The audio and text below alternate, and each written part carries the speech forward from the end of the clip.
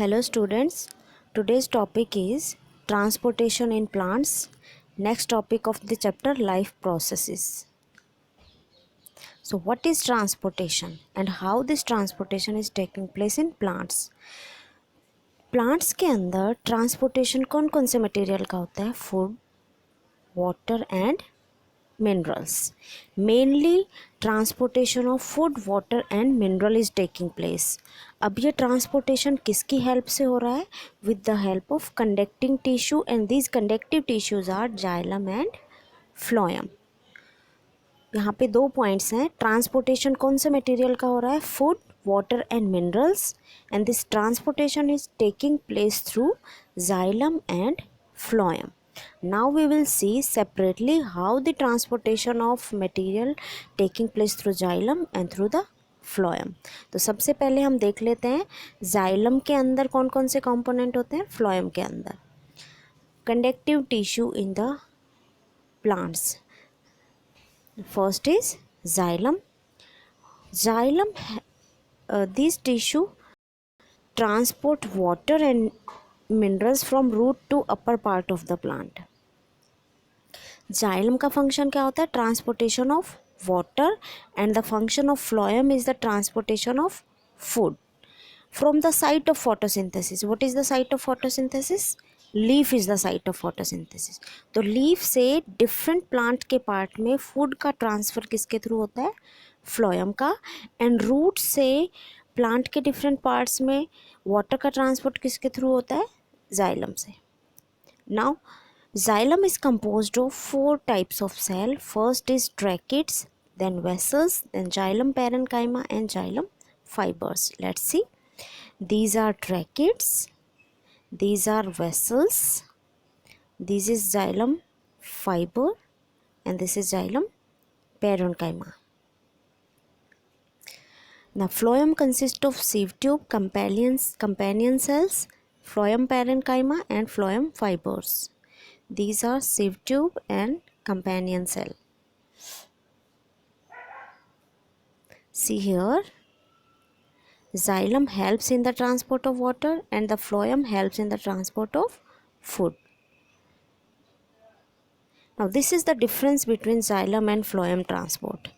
सबसे पहले डिफरेंस क्या है यहाँ पे? See, xylem में वन वे ट्रांसपोर्ट होता है रूट से प्लांट के लीफ तक. This is one way transport. And phloem से टू वे ट्रांसपोर्ट होता है. Second difference is in the xylem there is transport of water and minerals, and through the phloem there is transport of water and food. Third difference is no end wall is present between the cell. यहाँ पे देखिए ये cell पूरी continuation में है, but यहाँ पे and walls present है बीच बीच में. तो cell have end walls with perforation. Perforation का मतलब क्या होता है? पोर्स प्रेजेंट होते हैं यहाँ पे. And there is thick wall. यहाँ पे देखिए, यहाँ पे थिक वॉल है, यहाँ पे थिन वॉल है. तो 4 डिफरेंस हैं xylem vessel and phloem vessel में. One is in the xylem vessel there is one way transport, in the phloem vessel there is two way transport. Second is there is transport of water and minerals through the xylem vessel, and through the phloem vessel there is transport of water and food. Third is no end wall is present between cell in the xylem vessel, and cell have end walls with perforation in the phloem vessels. Fourth is thick wall are present in the xylem vessel, and in the phloem vessel thin walls are present. How the transport is taking place through the xylem? Xylem, it transport water and minerals, we have already studied, from roots to all the parts of plants. Now water, how the water and minerals, these will enter the root through the process of diffusion. Diffusion क्या होता है? It is the movement of molecules from high concentration to the low concentration. If the movement of water is taking place, तो हम इस process को बोल देते हैं ऑस्मोसिस। अगर गैसेस मॉलिक्यूल, मिनरल्स, इनका ट्रांसपोर्ट हो रहा है तो हम इसको बोल देते हैं डिफ्यूज़न। अगर वाटर मॉलिक्यूल का ट्रांसपोर्ट हो रहा है from high concentration to low concentration, then it is osmosis. So water and minerals enter the root by diffusion, then due to the transpiration the suction force help in upward movement of water and minerals. यहाँ पे देखिए, यहाँ leaf से transpiration का process होगा. Transpiration का मतलब क्या होता है? इवापोरेशन, वाटर का लॉस एनवायरनमेंट में. तो यहाँ पे ट्रांसपिरेशन के प्रोसेस से वाटर का लॉस हो जाएगा. वाटर के लॉस से यहाँ पे नेगेटिव प्रेशर क्रिएट हो जाएगा और वो नेगेटिव प्रेशर नीचे से वाटर को पुल करेगा. अभी हम आगे देख लेते हैं. Water movement through the xylem. In the xylem tissue root, stem and leaves are interconnected to form a continuous system. यहाँ पे देखिए, these are root cells, these are stem cells and these are leaf cells. These three root, stem and leaf cells are interconnected and they form a water conducting channels. यहाँ पे देखिए एक channel form हो गया है जो water को root से लीफ तक लेके जा रहा है. So these will form a water conducting channel reaching all the parts of plants. Now what are the forces responsible for the movement of water?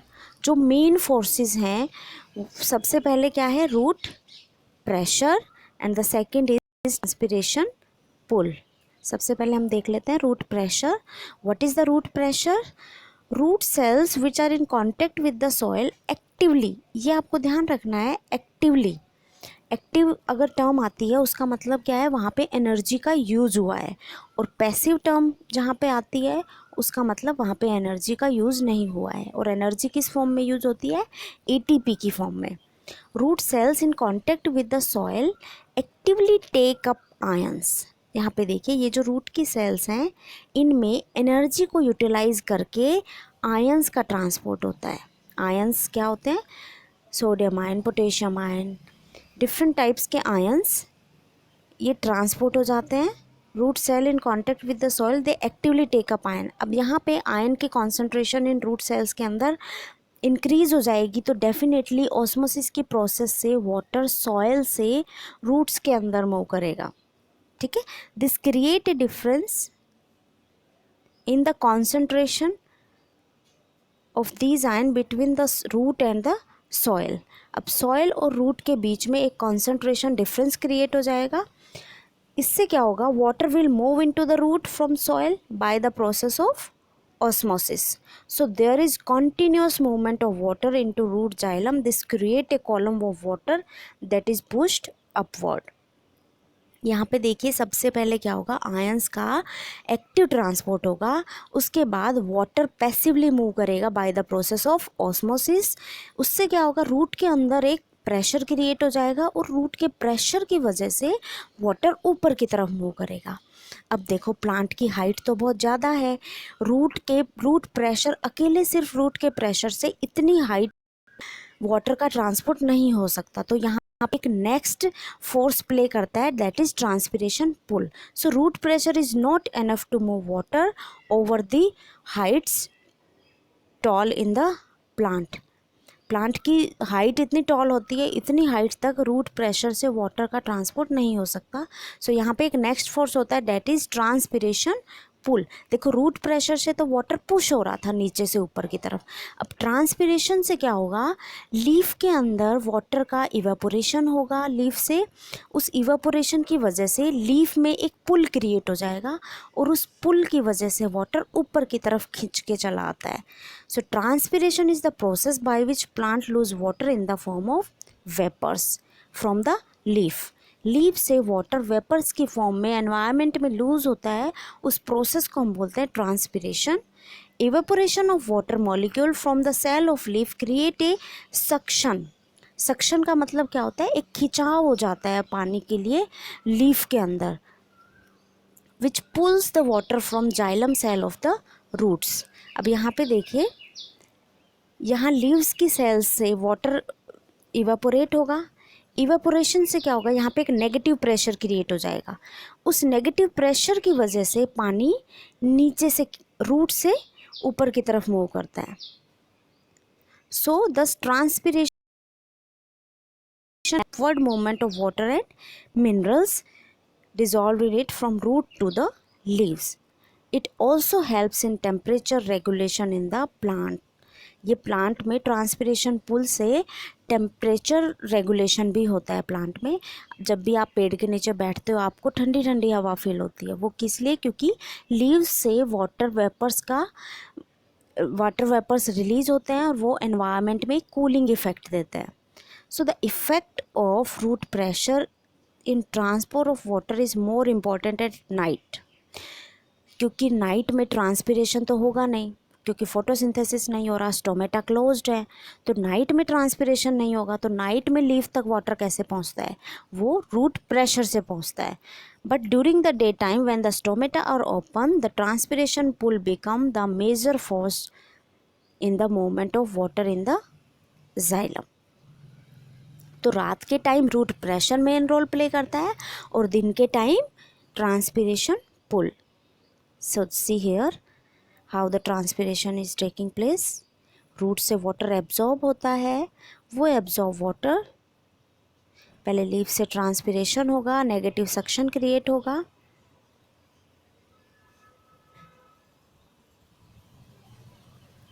Now see the transport through the phloem. Xylem में हमने study कर लिया water and minerals का uptake होता है. अब phloem से water and food का मूवमेंट होता है. Now phloem transport food from leaves to other part of the plant. Leave is the site of photosynthesis. तो लीफ के अंदर सुक्रोज की सिंथेसिस होती है, ग्लूकोज की सिंथेसिस होती है. वो ग्लूकोज किस में कन्वर्ट हो जाता है? सुक्रोज में, क्योंकि सुक्रोज जो है वो ज़्यादा स्टेबल होता है. तो सबसे पहले क्या होगा? ग्लूकोज सुक्रोज में कन्वर्ट होता है. Phloem transport food from leaves to the other part of the plant and this process is translocation. तो फ्लोएम से जो फूड का ट्रांसपोर्ट हो रहा है उस प्रोसेस को हम क्या बोलेंगे? Translocation. The translocation of food and other substance take place in the sieve tube with the help of adjacent companion cell both in upward and downward direction. हमने पहले ही देख लिया था कि फ्लोएम में फ्लो दोनों डायरेक्शन में होता है, अपवर्ड डायरेक्शन में भी और डाउनवर्ड डायरेक्शन में, जबकि जाइलम में फ्लो सिर्फ अपवर्ड डायरेक्शन में होता है. ट्रांसपिरेशन किसकी हेल्प से हो रहा है? Translocation is taking place in the sieve cell with the adjacent companions sieve tube with the adjacent companion cell. The translocation of phloem is achieved by utilizing energy. आपको ध्यान रखना है यहाँ पे फ्लोएम में जो ट्रांसलोकेशन होगा उसमें एटीपी का यूज़ हो रहा है. Active utilising energy material like sucrose. मैंने बताया आपको ग्लूकोज किस में कन्वर्ट हो जाएगा? सुक्रोज में. फोटोसिंथेसिस की प्रोसेस में क्या होता है? लीफ के अंदर ग्लूकोज की सिंथेसिस होती है, CO2 + H2O that combine to form glucose and this glucose is converted into sucrose. So material like sucrose is transferred into the phloem tissue using energy from ATP. यहाँ पे देखिए ये leaf है, leaf के अंदर sucrose की synthesis होती है. ये सुक्रोज फिर किधर ट्रांसपोर्ट हो जाता है? फ्लोएम के टिश्यू में. और यहाँ पे किसका यूज हो रहा है? एनर्जी का. Material like sucrose is transferred into the phloem tissue using energy from ATP. This increase the osmotic pressure of the tissue causing water to move into it. अब यहाँ पे देखिए, यहाँ पे सुक्रोज का कॉन्सेंट्रेशन बढ़ जाएगा. सुक्रोज का कॉन्सेंट्रेशन बढ़ने से ऑस्मोटिक प्रेशर भी बढ़ जाएगा. ऑस्मोटिक प्रेशर बढ़ने से क्या होगा? वाटर का इधर मूवमेंट होगा. Now water molecule is moved in the xylem tissue. This increases the osmotic pressure of the tissue causing water to move into it. This pressure moves the material in the phloem to tissue which have less pressure. अब यहाँ पे देखिए solution का pressure बढ़ गया. अब high pressure से low pressure की तरफ ये सुक्रोज सॉल्यूशन मूव करेगा. लो प्रेशर किधर होगा? रूट्स में. So in this way movement of food taking place through the phloem. This allows the phloem to move material according to the plant's need. तो plant में जहाँ पे भी food का रिक्वायरमेंट है वहाँ पे फूड का मूवमेंट होता है through the phloem in this way. एक बार फिर से रिवाइज कर लेते हैं। Sucrose is synthesised in the leaf and this sucrose is transferred to the phloem actively by utilization of energy. Then water will move passively by the process of osmosis. Now the concentration of this solution get increased, osmotic pressure of this solution get increased. उससे क्या होगा, this food get transferred from the region of high pressure to the lower pressure. So this is known as pressure flow. This was all about transportation in plant. All the best.